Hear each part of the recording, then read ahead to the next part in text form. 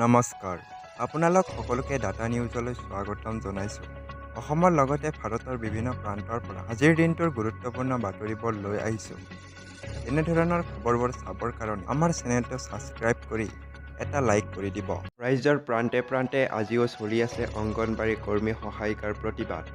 মাননি বৃদ্ধিৰ পৰা আৰম্ভ কৰি নিয়মীয়াকৈ মজুৰি দিয়াকে ধৰি বিভিন্ন দাবীৰে অংগনবাড়ী কৰ্মী সহায়িকাসকলে এক দীৰ্ঘ সময় ধৰি প্ৰতিবাদ কৰি আহিছে। কিন্তু কোনো কাণসাৰ নাই চৰকাৰৰ। আমাৰ অসম চৰকাৰে মানি নোলোৱা হেতুকে আমাৰ অধিসূচনা জাৰি হোৱাৰ পিছতো আমাৰ সংগ্ৰাম চলি আছে।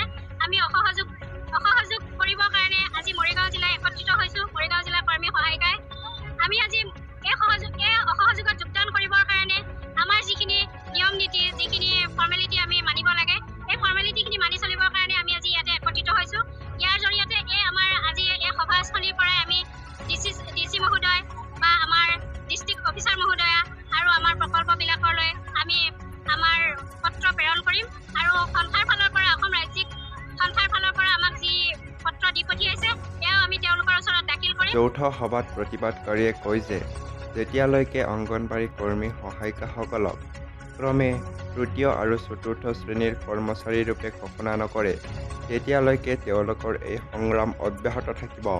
উল্লেখযোগ্য যে আজিৰে পৰা মৰিগাঁও জিলা অংগনবাড়ী কৰ্মী সহায়িকাসকলে সকলো ধৰণৰ চৰকাৰী তথা বিভাগৰ কাম কাজৰ অসহযোগ কৰিব।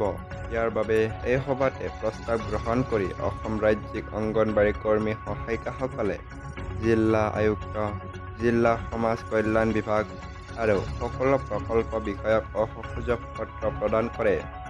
মন কৰিবলগীয়া যে সদৌ অসম অংগনবাড়ী কৰ্মী সহায়িকা সন্থাই গুৱাহাটীৰ চচলত অব্যাহত থকা প্ৰতিবাদী কাৰ্যসূচীত অংশগ্ৰহণ কৰাৰ পৰা বিৰত থকাৰ পিছত সোমবাৰে এনেদৰে জিলাখনৰ সকলো অংগনবাড়ী কৰ্মী সহায়িকা সমবেত হৈ চৰকাৰৰ অংগনবাড়ী কৰ্মী সহায়িকাসকলৰ দাবী মানি লোৱাৰ বাবে দাবী জনায়।